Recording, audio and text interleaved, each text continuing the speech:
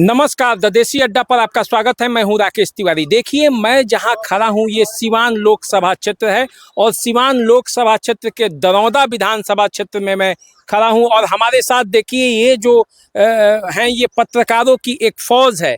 दरौदा विधानसभा क्षेत्र के अंतर्गत दरौदा प्रखंड से ये लोग कहीं ना कहीं से जुड़े हुए पत्रकार हैं। कुछ यूट्यूब के पत्रकार हैं, कुछ अखबारों के वरिष्ठ पत्रकार हैं। दरौदा से राजनीति की समझ रखते हैं। ये समझ रखते हैं कि सिवान लोकसभा क्षेत्र में अभी जो लड़ाई है वो कहाँ जा रही है, क्या समीकरण है, विकास के क्या मुद्दे हैं, कौन से मुद्दे पर सिवान का लोकसभा का चुनाव हो रहा है।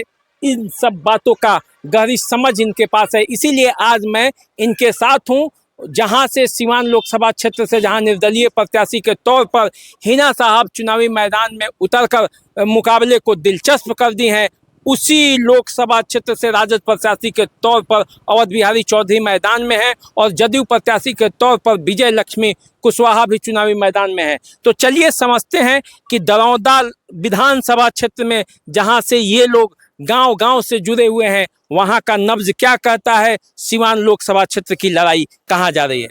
सबसे पहले इनसे जानते हैं। बंटी जी हैं, ये हिंदुस्तान के वरिष्ठ पत्रकार हैं दरौदा के। जानते हैं बंटी जी, बताइए क्या दरौदा का हालचाल है। दरौदा विधानसभा सिवान जिले का सबसे बड़ा विधानसभा है। सिवान जिले में क्या अगर आंकड़ों के माध्यम से देखा जाए तो दरौदा विधानसभा सबसे बड़ा विधानसभा है और दरौदा प्रखंड में एक अहम स्थान रखता है। इसमें दरौदा प्रखंड में सबसे अधिक वोटर हैं, लेकिन पता नहीं क्यों हर बार दरौदा प्रखंड को ही, दरौदा विधानसभा को ही ठगा जाता है।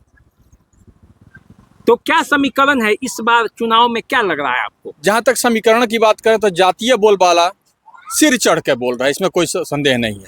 विकास कहीं ना कहीं छिप सा गया है। विकास अब वैसी बात मायने नहीं रखती है, क्योंकि वैसे भी दरौदा में अगर विकास के समीकरण को देखें तो दरौदा में कोई खास विकास नहीं हुआ है। दरौदा आज भी विकास के लिए उपेक्षित है। ना यहाँ डिग्री कॉलेज है, ना यहाँ कोई पानी है। आज तक पिछले 40 साल में आज तक बिजली विभाग के कार्यालय तक दरौदा में नहीं है। इससे बड़ी उपेक्षा क्या हो सकती है। मुझे लगता है कि बंटी जी यहाँ 20 वर्षों से कम पत्रकारिता से जुड़े हुए हैं और विकास और अन्य समस्याओं के मामले में ये बड़ी आसानी से जानते हैं। इनसे और जानते हैं, तब तक पहले सबसे एक बार रूबरू हो लेते हैं। आप अपना परिचय दें। शिवम कुमार, एवन न्यूज का यूट्यूब चैनल चलता है। देखिए, ये यूट्यूब से जुड़े हुए हैं और गांव-गांव जानते हैं। बताइए क्या समीकरण चल रहा है यहाँ पे, किसका हल्ला है? देखिए, अभी तो दरौदा विधानसभा में हम लोग मौजूद है। दरौदा विधानसभा से हम बिलोंग भी करते हैं, रुकुंदीपुर मेरा घर हुआ। देखिए, दरौदा विधानसभा की बात किया जाता है कि मॉडल विधानसभा है। सिवान का जो दरौदा विधानसभा मॉडल विधानसभा की बात किया जाता है, लेकिन दरौदा को किसी को आना पड़ता है महाराजगंज से। जब दरौदा आना पड़ता है, हम ही लोग को जब दरौदा आना पड़ता है तो सबसे पहले एक समस्या है ढाला का। वहाँ पे ओवरब्रिज नहीं रहने के कारण आज तक कई मरीज मर गए हैं। आते हैं या इलाज कराने के लिए अस्पताल में या सिवान जाना पड़ता है तो पता चलता है कि ढाला बंद है, ट्रेन आ रही है, आधा घंटा तक ढाला बंद रह गया, कई लोग का डेथ हो जाता है। लेकिन आज तक वहाँ पे कोई सुगबुक नहीं लिया कि हाँ यहाँ पे ढाला बनना चाहिए या नहीं बनना चाहिए, पहले ओवरब्रिज बनना चाहिए नहीं बनना, कोई नहीं सोचा। और बात है कि यहाँ पे दरौदा जंक्शन से कई छात्र जो है छपरा के लिए पढ़ने जाते हैं, कोई सिवान के लिए पढ़ने जाता है, लेकिन आज तक यहाँ के जो भी सांसद हुए, मतलब मेरे देखने में कोई यहाँ पे ट्रेन रुकवाने का भी काम नहीं किया कि हाँ जो बच्चे हैं पढ़ने में उनको आसानी है। और खासकर हम युवा हैं, हम भी पढ़ लिख रहे हैं, यहाँ पे डिग्री कॉलेज भी नहीं है। दरौदा विधानसभा काफी चर्चा में रहता है, लेकिन आज तक कोई भी विधायक बना, कोई भी सांसद बना, कोई डिग्री कॉलेज खुलवाने का काम नहीं किया। तो ये बताइए कि समीकरण क्या है जो इस बार चुनाव 24 का हो रहा है जी, उसमें दरौदा विधानसभा क्षेत्र में कौन सा समीकरण काम कर रहा है? आरजेडी, जदयू और निर्दलीय हिना साहब चुनावी मैदान में है, तो क्या लगता है? देखिए, यहाँ पे सिवान की बात करें तो पूरे सिवान में कोई पार्टी का समीकरण नहीं रह गया है। सभी लोग जात पात की बात कर रहे हैं। हिना साहब भी बोल रहे हैं कि हिना साहब भी टक्कर में है, विजय लक्ष्मी जी टक्कर में। मतलब ये हम नहीं बोलेंगे कौन जीत रहा है, लेकिन सभी लोग अपनी जात की वोट लेकर इधर उधर भटक रहे हैं। मतलब पूरी तरह से जातीय समीकरण में फंसा है। अब कहाँ जाएगा वो आगे बात करेंगे, फिर इनसे जानते हैं। जी, हमारा नाम रोहित पड़ी, हम मैच बॉक्स के पत्रकार हैं भोजपुरी चैनल के। बहुत बढ़िया। देखिए, हमारा मिल गई नहीं आखिर भोजपुरी चैनल के पत्रकार मैच बॉक्स के। यहाँ से जानल जाए आज भोजपुरी में कि ठेठ भोजपुरी में कि आखिर मामला कहाँ जा रहा है, पूर्व की पश्चिम। देखिए, पूर्व पश्चिम के बात अगर कहल जाओ तो पूर्व पश्चिम जात नहीं है जी, लड़ाई जातीय आधार पर ही होता है। कहल जाता कि ब्राह्मण 50% हिना साहब के जाता साथ जाता, केहू कहता कि राजपूत ही हिना साथ साथे जाता टे। बहुत तरह के एगो मनगढ़ंत बात कहल जाता टे और बहुत सारा लोग अपन अपना स्तर से बहुत तरह का बात करता। राजपूत लोग अपन जोरदार तरीके से स्वागत करता, कहीं और जो अदरवाइज जाए तो ब्राह्मण लोग अपन स्वागत करता। केहू विजय लक्ष्मी कुशवाहा के पति रमेश कुशवाहा जी के ब्राह्मण विरोधी बतावता, ब्राह्मण के हत्यारा बतावताटे। लेकिन ये चुनाव में अगर देखल जाओ तो हम बहुत सारा ग्राउंड रिपोर्ट कैनी है तो हमें पता चलता कि जातीय फैक्टर बहुत ज़्यादा काम करता है, चाहे आरजेडी के हो। तो हमें वाई समीकरण अगर देखल जाए तो वाई समीकरण कुछ जीवन यादव के भी साथ बाटे और कुछ अवध बिहारी चौधरी के भी साथ बाटे। मतलब साफ तौर पर देखल जाओ तो जातीय फैक्टर बहुत ज़्यादा हावी बाटे। मीन के कहल जा सकत कि ई पार्टी जीतटे। कहल जाता जे हिना साहब के हवा बा। देखिए वो खास तौर पर एगो शहाबुद्दीन के अपन एगो अपन एथी रहल बा, रसूख रहल बाटे। वो आके हिंदुस्तान भर में जानी, केहू विकास पुरुष कहेला, केहू बाहुबली कहेला, पूरा हिंदुस्तान भर में जाने। और हिना साहब के अगर बात करी तो 3 बार लोकसभा के चुनाव लड़ल बड़ी, तो 3 दफा जे लड़ी तो जाहिर से तौर पर ओकर नाम पर रहबे करी। चौथा बार आई बारी चौथा बार निर्दलीय पार्टी से नहीं खिए, पार्टी से नहीं खिए, अब निर्दलीय चुनाव लड़त रही। तो अब मतलब कुछ कहल जाता कि चुनाव के पहले हवा चलेला और चुनाव के हो जाला, ओकर बाद जब अथी होला मतगणना होला, ओकरा बाद पता चलेला कि का होई का ना हो। देखिए सही में जब पत्रकार गांव-गांव जे घूमेला उ जानेला, उ सही रिपोर्ट बतावेला। देखिए मैच बॉक्स के पत्रकार कितना बढ़िया से बतैनी। अब आप अपना परिचय बताइए। नाम मनीष कुमार, आज समाचार दरौंदा। अच्छा, आज से जुड़े हुए हैं, बताइए क्या मामला है यहाँ का? यहाँ तो विकास के नाम पर वोट नहीं हो रहा है, जातीय समीकरण वोट हो रहा है। विकास यहाँ विधानसभा हो या लोकसभा हो, विकास के नाम पर यहाँ कभी भी वोट नहीं होता है। और यहाँ विकास से काफ़ी समस्या भी है, विकास से ब्लॉक दूर भी है। देख भी रहे हैं सामने कैसी सड़क की स्थिति है। देखिए जाति का हल्ला है मामला में, तो सब लोग कहते हैं जाति तोड़ो समाज जोड़ो, लेकिन असल में मामला जाति पर ही आकर चुनाव में फंस जाता है। और पत्रकारों का जो अभी बातचीत हुआ उससे पता चलता है कि यहाँ लड़ाई अंततः जातीय होने वाला है। आप अपना परिचय देंगे। मेरा नाम ब्रजेश तिवारी पड़ेगा, मैं बीटी न्यूज़ इंडिया का रिपोर्टर हूँ और एडिटर भी हूँ उसका। देखिए सिवान लोकसभा का जो चुनाव हो रहा है विकास पर नहीं हो रहा है, अब हो रहा है जाति बेसिस पे हो रहा है कि सिवान में कौन जाति के कितने लोग हैं और जिस जाति के जो लोग बिलोंग कर रहे हैं पार्टी में या फिर निर्दलीय में जो भी समर्थक हैं उनके पास उनको भेजकर कहीं ना कहीं कन्वेंस किया जा रहा है कि आप सभी जो भी पार्टी के समर्थक हैं, निर्दलीय हों पार्टी से हों, उनको वोट देने की अपील भी किया जा रहा है। विकास की अगर हम बात करें तो विकास पर जो जीरो सिस्टम सबका है, चुनावी वादे लोग जनता के बीच आके कर रहे हैं, जनता भी उस चीज़ को भली भांति समझ रही है कि सब चुनावी वादे हैं। चुनावी वादे चुनाव खत्म होने के बाद धरातल पर कहीं भी नजर नहीं आएंगे। देखिए दरौंदा प्रखंड मुख्यालय का सड़क है, इसको भी जरा आप दिखाइए कि दरौंदा का प्रखंड मुख्यालय का जो सड़क है इसकी स्थिति कितनी जर्जर है, बद से बदतर है। ये अपने आप में दर्शाता है कि दरौंदा का विकास कितना हुआ, जबकि दरौंदा ही सिवान का रास्ता दिखाता है।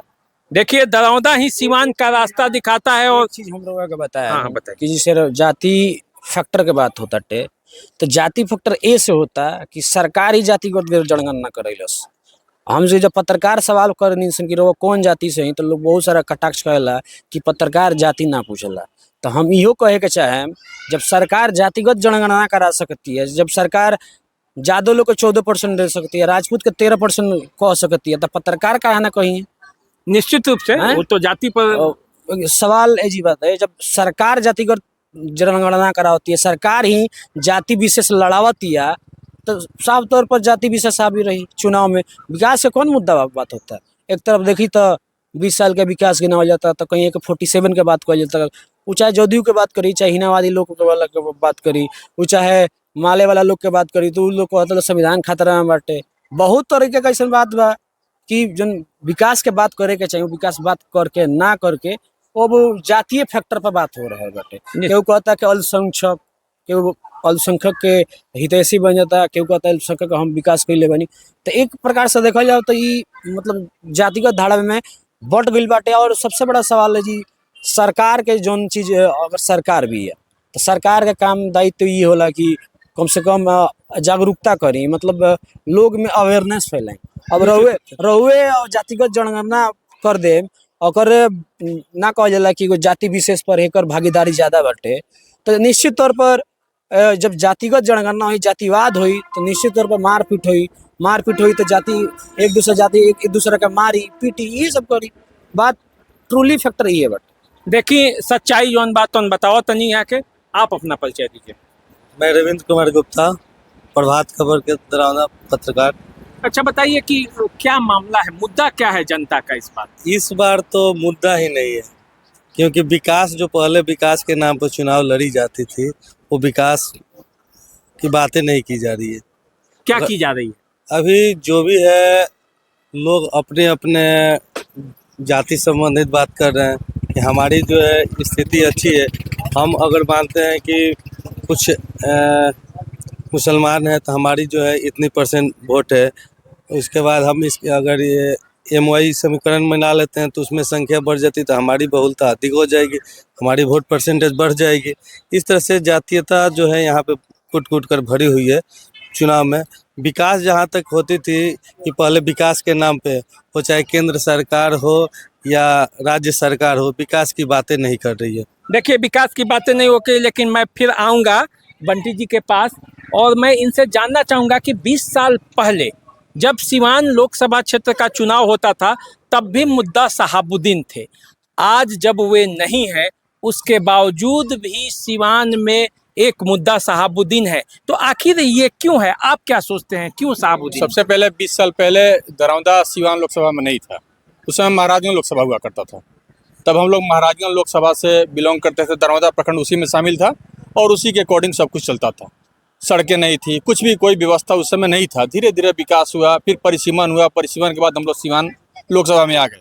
लोगों के अंदर एक उम्मीदें जगी कि अब हमें सुविधाएं मिलेंगी, लेकिन सुविधाओं के नाम पर जो हर जगह हुआ वही हुआ, दरौंदा का कुछ खास नहीं मिला। कहने को दरौंदा विधानसभा हुआ, लेकिन दरौंदा को कुछ खास नहीं मिला। विकास के नाम पर दरौंदा को फिर से एक बार ठगा गया। हाँ, ये जरूर है कि ये जो चुनाव हो रहा है वह विकास से पृथक है, विकास से बिल्कुल अलग है और जातीय गठबंधन में इसको बांधा जा रहा है जबरन। अगर कोई मतदाता कहता है कि नहीं हम फलाना को वोट कर रहे हैं तो वह एक्सेप्ट नहीं किया जा रहा है। पहले पूछा जा रहा है कि आप किस जाति से बिलोंग करते हैं। जैसा सरकार चल रही थी उसी के अकॉर्डिंग अभी वोटर को भी घुमाया जा रहा है जबरन। आप किस जाति से बिलोंग करते हैं, कोई यह नहीं पूछता है कि हम डिग्री कॉलेज खुलवाएंगे। हर पार्टियां यह अपने केंद्रीय नेतृत्व का जो घोषणा पत्र है उसी को ला रही है। कोई नरेंद्र मोदी के नाम पर चुनाव लड़ रहा है, कोई लालू प्रसाद यादव के चुनाव पर लड़ रहा है, कोई माननीय राहुल गांधी के चुनाव लड़ रहा है, कोई शहाबुद्दीन साहब के नाम पर चुनाव लड़ रहा है। सब लोग अपने ऊपरी इकाई पे, लेकिन धरातल पे कोई नहीं है अभी। यह मतदाताओं के बीच एक जो प्रबुद्ध वर्ग के मतदाता हैं उनके पास बहुत बड़ा एक क्षोभ है कि हमें उपेक्षित किया जा रहा है, हमें कुछ पूछा नहीं जा रहा है। यहाँ पे केवल ऊपरी धरातल पर हमें जात बांधकर या फिर ऊपरी विकास को देखकर हमको बांटा जा रहा है। यह दरौंदा के साथ एक ठगी है।